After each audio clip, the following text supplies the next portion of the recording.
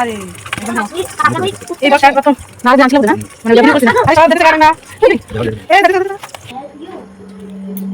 কি গো কি আনছো আজকে এখানে আছে কাঁকড়া।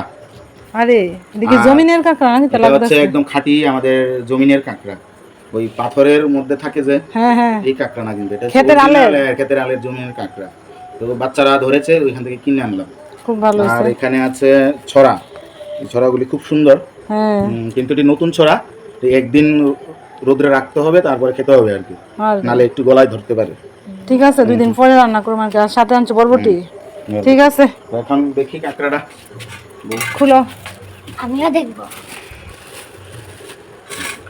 ক্লোজ, পুরা ক্লোজ, আরো ক্লোজ।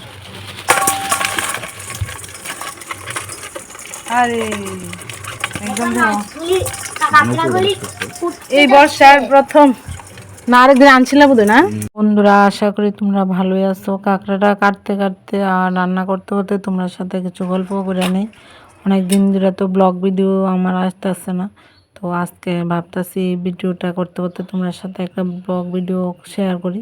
তো কাঁকড়া যেভাবে রান্না করে ঠিক সেভাবে রান্না করে নিতেছি আমি। সাধারণত পেঁয়াজ রসুন দিয়ে করছি, অনেকে আবার টক ঝাল করে দেখি যে আর কি কলকাতার মানুষেরা খায়, কিন্তু আমরা ত্রিপুরাবাসী এভাবে খাই।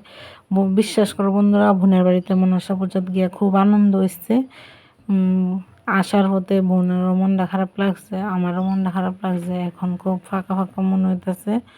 আর আমার জন্য মা মনসা রিলস ভিডিওতে তোমরা অনেক ভালোবাসা দিচ্ছ, এর জন্য অসংখ্য অসংখ্য ধন্যবাদ। এভাবে বাসা থাকো। এই যে কি গো, রান্না হয়ে গেল, আয়া পুরো খাইতে।